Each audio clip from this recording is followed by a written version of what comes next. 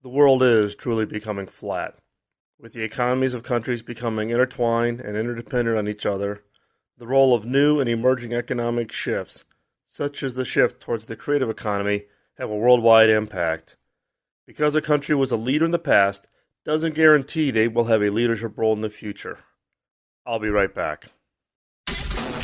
This is the Killer Innovations Podcast with Phil McKinney. Keep in mind that the information and opinions expressed in this podcast are Phil's, and Phil's alone, and they don't necessarily reflect those of his past, current, or future employers. Now, here's Phil McKinney. I'm just getting back from my trip to India and Hong Kong last week. It's been some time since I've been back in the region. I was there quite often in the mid-90s, and a lot has changed. The most startling is the acceleration of their respective economies, both in India and in China. And not just from taking care of or taking over the knowledge workers' jobs and doing it cheaper. It truly is an economic boom in that region. They are truly embracing the change towards the creative economy. While Western governments and all of us in Western businesses stress over the continued shift towards offshoring, and quite honestly, I'm not a big fan of the term offshoring. I prefer to use the term right-shoring, doing the work at the right place, at the right time, for the right cost. And these Western governments not only are stressing on the offshoring, but also the immigration of low-cost labor. It's hard to miss any front-page newspaper these days where the U.S. is dealing with low-cost immigration, low-cost labor coming in from South America, or the EU dealing with Eastern European and North Africa labor coming in. India and China realize that their current position will not last forever. They're not content with just being the offshore, right-shoring, low-cost labor. They recognize that they need to be thinking about what is next. Now, don't get me wrong. Offshoring is clearly an issue that the world economies need to deal with. Forrester predicts that 3.3 million white-collar jobs, or about 136 billion in wages, will shift from the U.S. to low-cost countries such as India and China and Russia by 2015. And just so the rest of you don't think that you're immune, Western Europe will lose 1.2 million jobs in the same time frame. So the U.S. is looking to lose 3.3 million. Western Europe is looking to lose 1.2 million jobs in the same time frame. So it's not just the fact that we can grouse about it. It's a reality. Jobs are moving offshore. Now, with India and China, and given what I saw while I was there for 2 weeks, they recognize that they need to start now to be ready for the coming change. India's labor costs are already accelerating. Labor cost is not as cheap in India as many think. And in fact, many companies, Western companies, are now defocusing India and moving towards China and Eastern Europe as the next source of high-skilled, low-cost labor. The challenge that India and China have, though, is not that they know that they need to make the change, but how to change. They've spent years training up their students in what I would call left-brain careers. What I mean by left-brain careers are things like lawyers, accountants, doctors, and engineers. Everything that a parent wants their children to go into and has clearly orchestrated through their going to school, their studies, where they go to college, all around these what I would call left-brain careers. It's interesting to note that with these left-brain careers, that each of these jobs have certain characteristics to them. One is that they're rule-based analysis. Once you know the rules, if I'm an accountant, I know how to put a figure on the debit side or the credit side, and certain tax rules and certain laws. It's all about memorization of the rules. Same thing applies to lawyers. What is the law? The issues with doctors. It's all a decision tree process. It's all logic that applies to coming to a diagnosis. Rule this out, rule that out, rule this out. It must be this. Same thing with engineers. Understanding the rules, understanding the logic of writing a software program, the rules of writing a certain kind of software program, and what does that mean? So all of these left-brain careers have this common characteristics of being rules-based, being focused on logic, and they have some kind of tree-based decision-making. These are all things that can be taught. You can write a textbook on it. You can hold a college class. You can teach students about it. It's something that you can easily teach and transport around the world.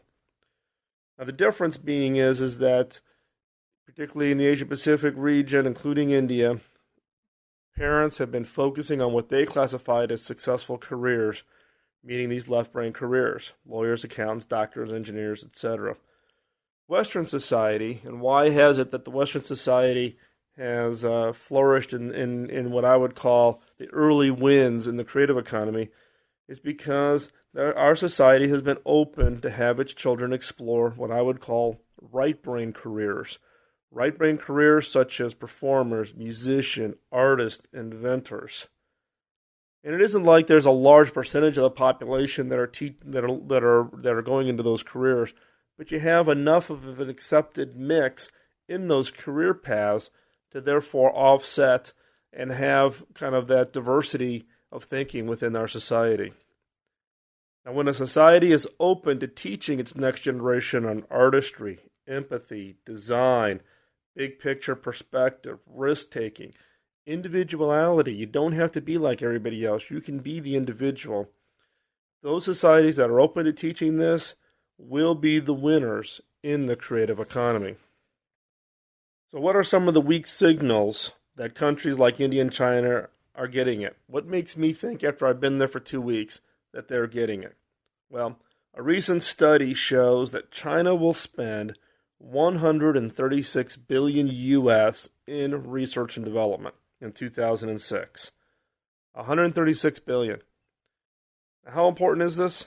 That outpaces Japan and makes China the number 2 country as far as total dollar spend behind the U.S. in research and development. Now, if that isn't a serious commitment to driving R&D from the standpoint of creating new things, I don't know what is. But keep in mind that it's not just about total dollar spend. Many people get wound up that it's 136 billion. Is that the right number? Well, that's not really tells the full story. As a percentage of GDP, gross domestic product, China has been more than doubled their investment in the past decade. So in 1995, China's R&D investment was 0.6% of their GDP went to research and development. And just think about how much economic growth you've seen in China in the last 10 years. And in 2004, that R&D percentage is now 1.2%. So this isn't just the fact that the number has grown because the economic success of China has grown. They've actually doubled the percentage of their GDP that they're committing to research and development over those 10 years. And this is kind of the first sign that a government or a region gets it. Not only are they in a path to drive economic growth, but they also recognize that they need to increase R&D as a percentage of the GDP. Now, keep in mind that the U.S. GDP, the U.S. total R&D investment is about $300 billion. So China's not that far behind the U.S., who has the number 1 slot today. Now, the unknown when it comes to India and China, from the perspective of do they really get it, do they really understand that the creative economy is emerging, is that their ability to have the necessary skill sets for the new economy. Are they going to shift their educational focus? Are they going to understand the importance of teaching not just the left brain skill sets, but right brain skill sets in order to win in the new economic growth? So why am I spending time in this podcast talking about India and China, their economic growth, the shift towards the creative economy, and the need for R&D investment, and the issues about offshoring and right-shoring? Why? Because it's about our jobs. It's about your job, my job, those jobs that we've all been in for long periods of times in our career. Are they safe given the economic shifts that are happening? What I've developed are 3 quick questions to test whether or not your job is firmly in the creative economy. Now, if you answer yes to any of these questions, you are not in the creative economy. You are firmly planted in the knowledge economy, which means your jobs are at risk. So if you answered yes to any of these three questions, question one, is your job repeatable? Do you do the same thing all the time? If you're an accountant and you close the books at the end of the month and at the end of the quarter, at the end of the year, and you go through the same process, is your job repeatable? Two, can a computer do your job? Are you at risk of your job being moved out because of automation? And three, can someone else do it cheaper?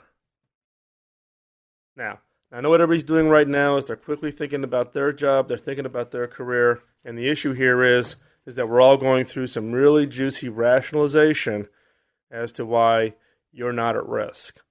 Now, I know many of the listeners here on the podcast are software development people. They're out there writing code, thinking, okay, I'm not at risk. But let's face it, you know you're at risk. You know that you can do software in India cheaper.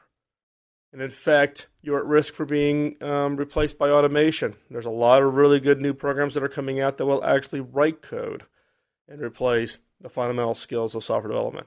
If you're a tax accountant, even if you're a lawyer, more and more companies are having their paralegal or pre-legal work being done in India and then coming back for final review by high-priced attorneys here in the U.S. as one example. Medical.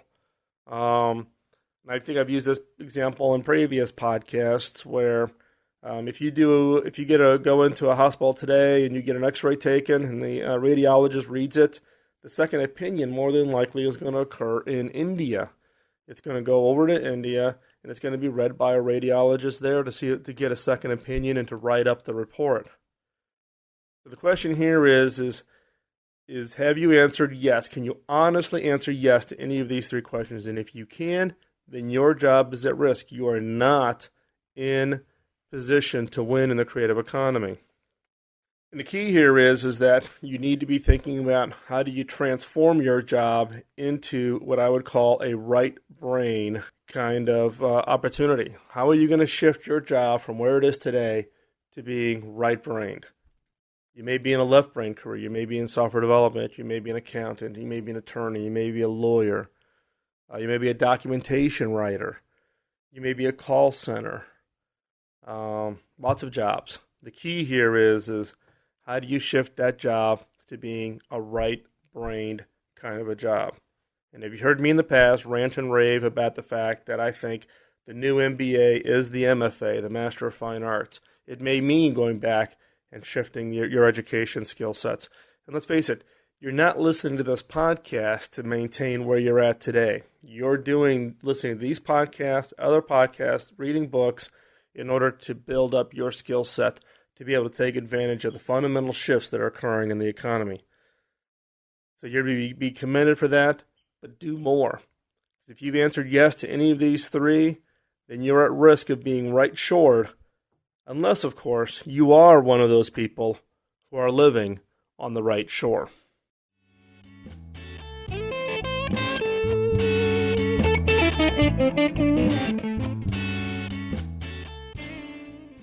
This week's killer question ties into this whole concept of what's happening in the economic shifts around the world.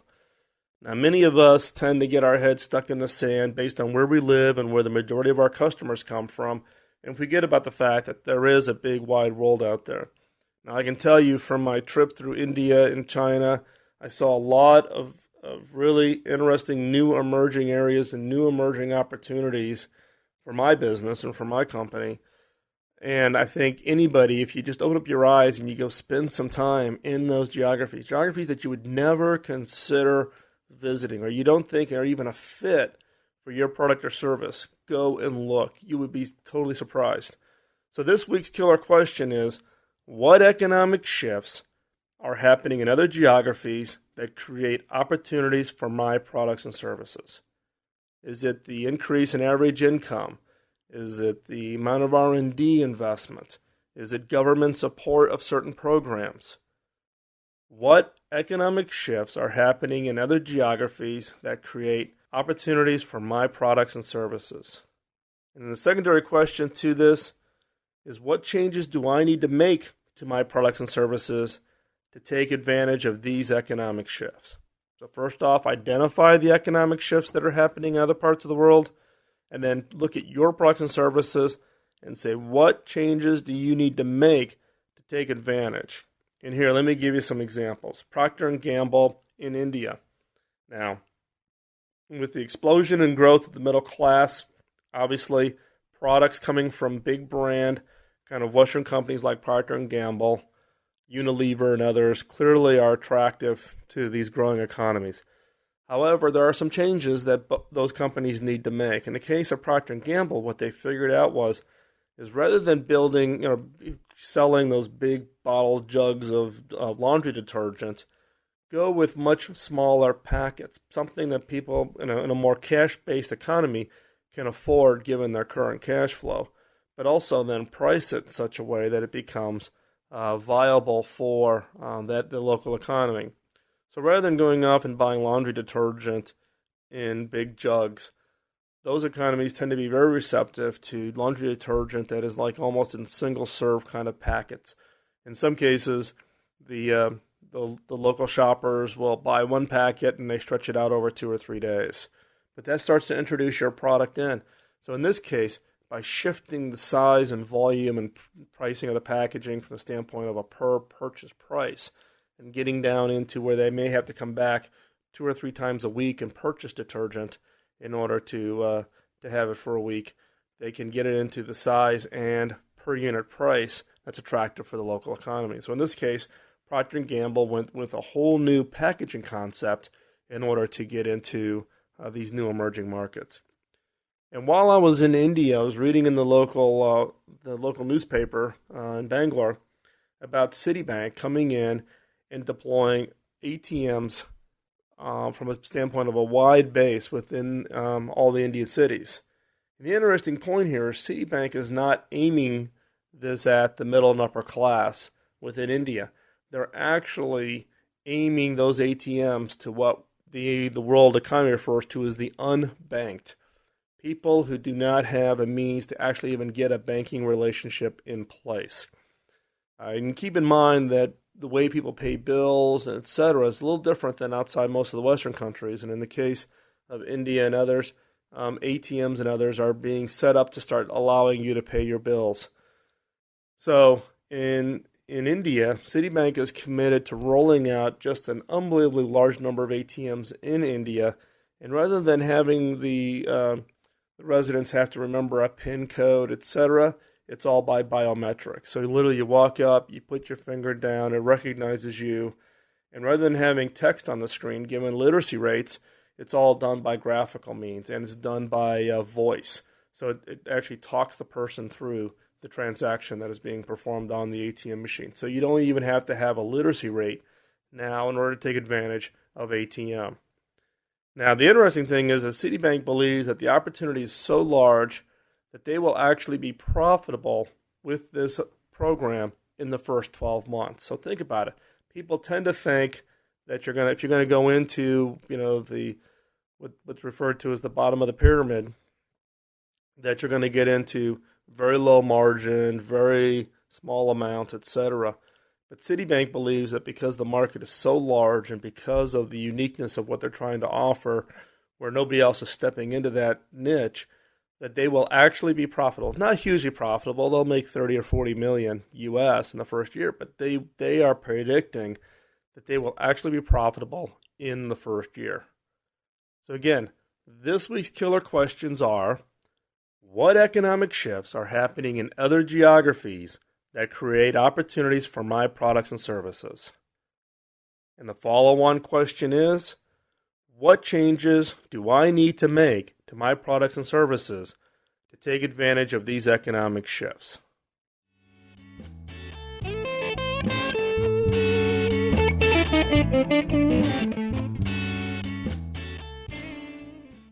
This week's closing thought is about leadership and the leadership position that many developed countries think they have. One of the fallacies that developed countries use to justify their leadership position is the results of the education system, whether it's by test scores, whether it's by what they know in science and math, which tends to be thought of as a leading indicator for thought leadership.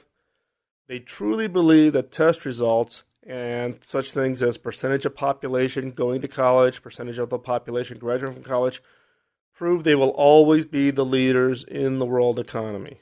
Now, don't get me wrong, education is important, but it's not the end result. It's just the beginning. As one famous anonymous quote goes, education is only the ladder with which to gather fruit from the tree of knowledge, not the fruit itself. Again, education is only the ladder with which to gather fruit from the tree of knowledge, not the fruit itself. It's about continuous learning. You wouldn't be listening to this podcast if you weren't interested in continuing your self-education. And this week's quote is from Jim Rohn, where he says, "Formal education will make you a living. Self-education will make you a fortune."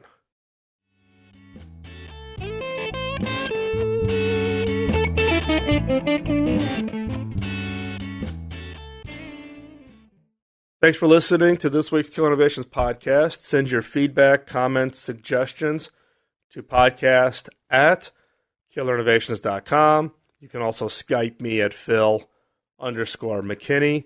Also, feel free to join my LinkedIn network. Send me a LinkedIn invite to podcast@killerinnovations.com. Please note that you are a listener. I get a lot of LinkedIn requests, and unless I note clearly that you are a listener, I normally do not accept them. Don't forget to vote for your favorite podcast. Leave comments about your favorite podcast shows at iTunes, Podcast Alley, whatever podcast site you go to find the show. Also, feel free to post comments about each specific show over at the podcast site for Killer Innovations. So just go to killerinnovations.com, click on the comments button at the bottom of the show notes, and leave your thoughts and comments. And why don't you kick off the discussion with the other listeners.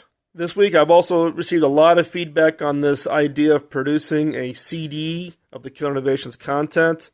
The feedback has been unbelievably strong.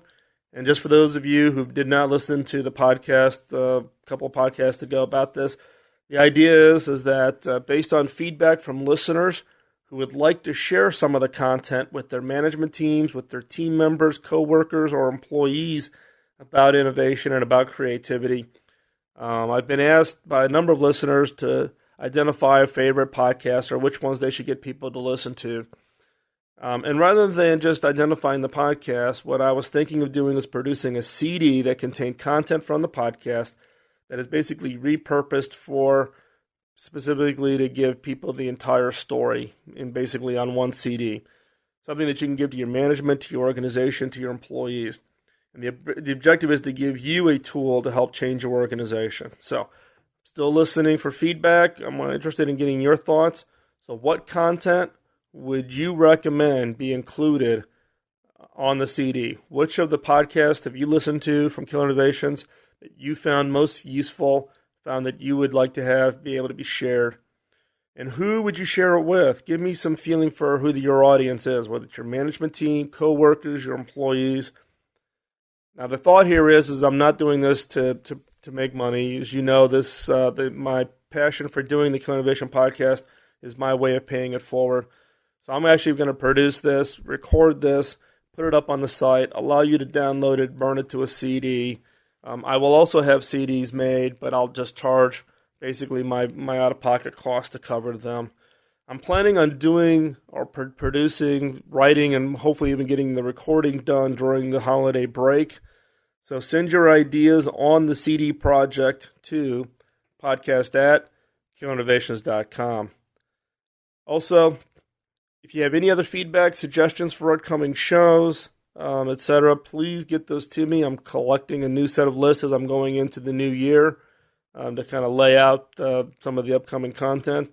Also, if there's content in the past that you think we should go back and do more investigations into. So, for instance, I am currently working on an upcoming podcast on how to break through what I would call the creativity block, where we all get stuck on our ability to come up with new ideas. We just get cold on our ability to come up with something fresh. So that's one idea that came from the listener. So if you have ideas, please send them to me. And thanks again for taking the time in your busy schedule to listen to the podcast. I truly do appreciate the time you take to sit down and listen, give me feedback, and hopefully you find the podcast beneficial to you. We'll talk to you real soon. Bye-bye.